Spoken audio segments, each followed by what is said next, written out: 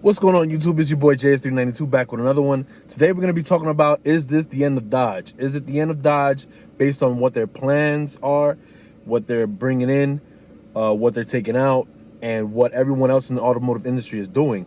You know, GM and Ford seem to be hell-bent on keeping the V8 going, and Dodge is doing the opposite by bringing in EVs and banking on all their, things being either electrified or turned into a V6 or a hybrid. So we're gonna dive into it and see what's going on, what might happen, and just think about what's gonna happen in the near future, because a lot of things, ever since the government created that rule where you have to get rid of ICE production by 2030, it put the automotive industry in an uproar and all over the place, and people are scrambling to try to keep up and figure things out while not making their customers angry, because forcing us to take something as opposed to giving us what we want can create a lot of resistance. And so we'll just talk about that and dive into it.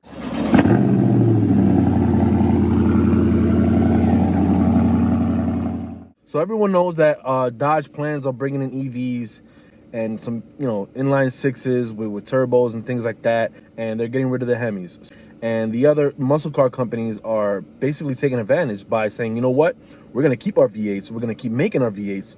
And GM themselves also announced that they're going to put $854 million, almost $1 billion, into producing a small block V8, doing research and development. Now, of course, they mentioned that it was going to be for the SUVs and the trucks. But think about this. The Corvette and the Camaro are going to have their own SUV iteration.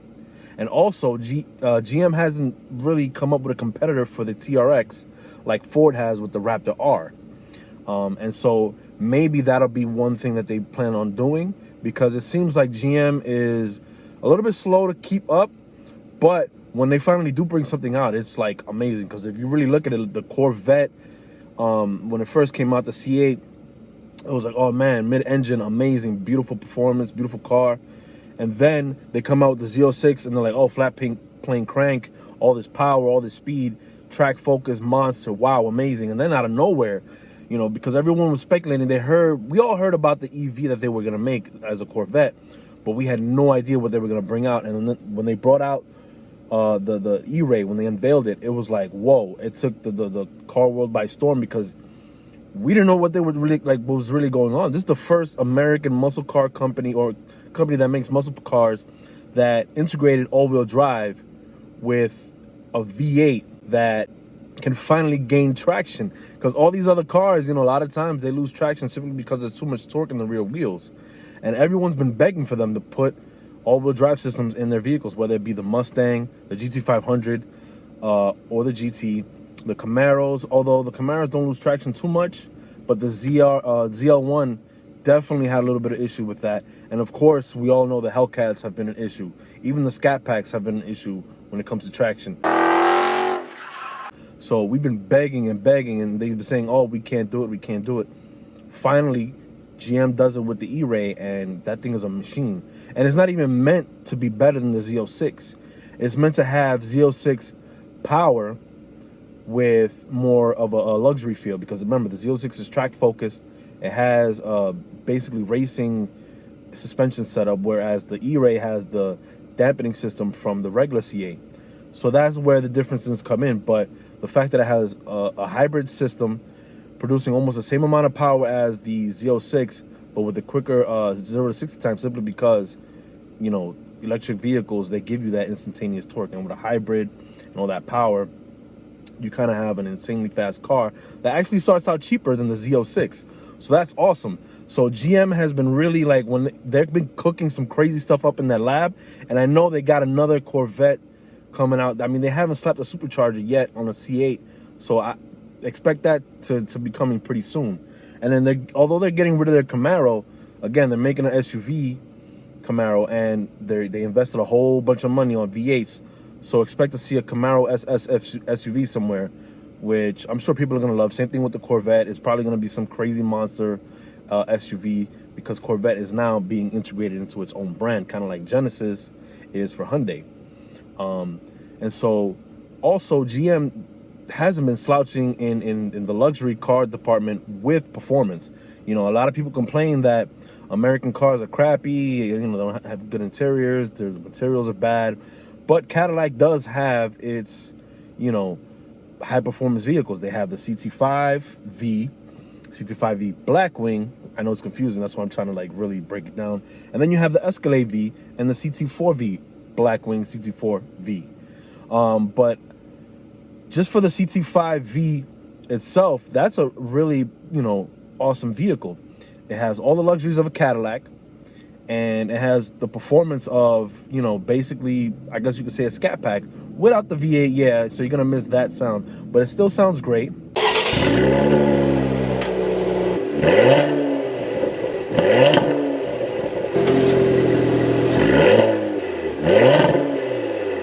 And it does 0 to 60 in 4.6 seconds, 360 horsepower, 405 pound-feet of torque, made it to an all-wheel drive system. And that thing is no slouch. And again, you get all the luxuries. Then you have the CT5V Blackwing, which gives you that supercharged V8, gives you all the sound.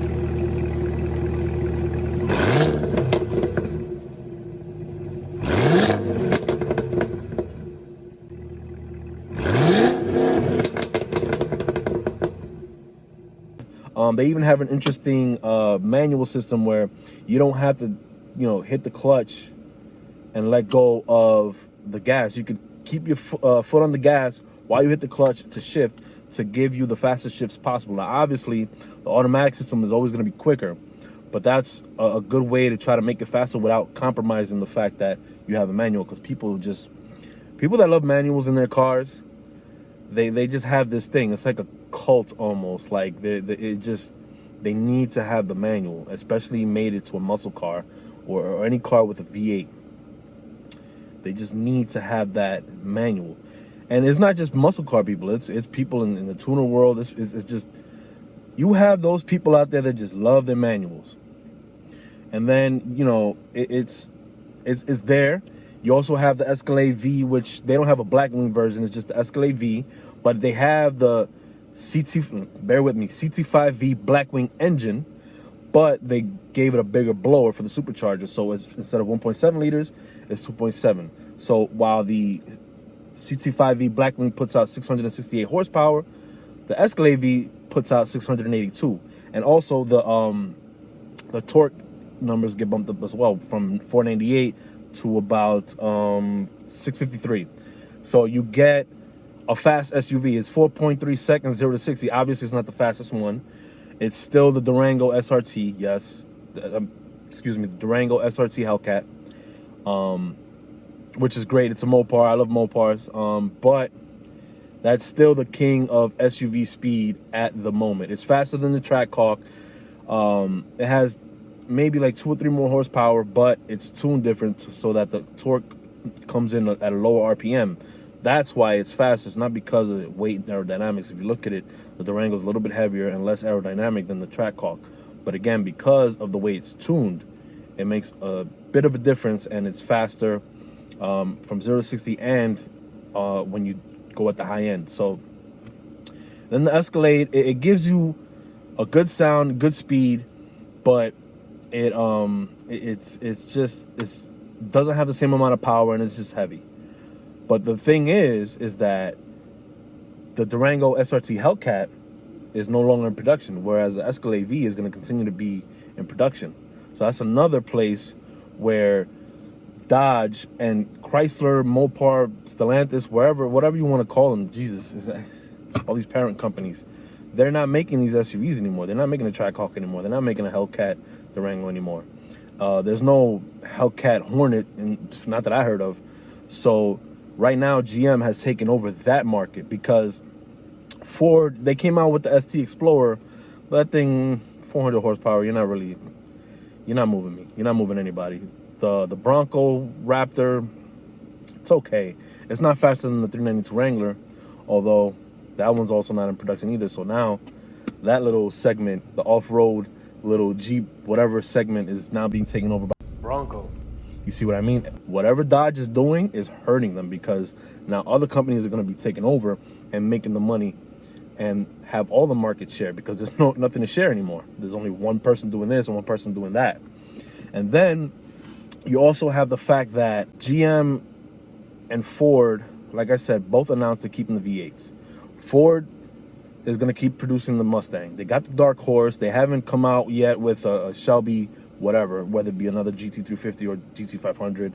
A lot of people are talking about the Godzilla engine. Who knows what's going to happen? But the Camaro's gone, so the Mustang is going to be the only one in that segment. Then you got the Corvette, which is going to be the only one in its own segment, where it's like the super high-performance sports car. Obviously, you know, the 4GT could be remade into something else, obviously redesigned. But that car is in a league on its own in terms of price and performance. That's totally different. But something that's affordable to the average working class American, the Corvette is right there, especially a used C8 in a couple of years. A lot of people that own C8s aren't beating them up. They're not in car meets. You're not seeing them in takeovers. They're being babied. And even more so for the Z06, although that might be a little bit too much out of people's reach. But all that market share that was being taken over by Dodge when they won the horsepower war, and they're the ones that started it. They started it without knowing. Nobody knew what was going on, and they won it the moment they started it with the Hellcat and the Demon, and they were doing all these amazing things. And then, you know, I understand the existence of the Hornet. You got to make your money so that you could give us better products. Cool, that's what Porsche did with their SUVs, right?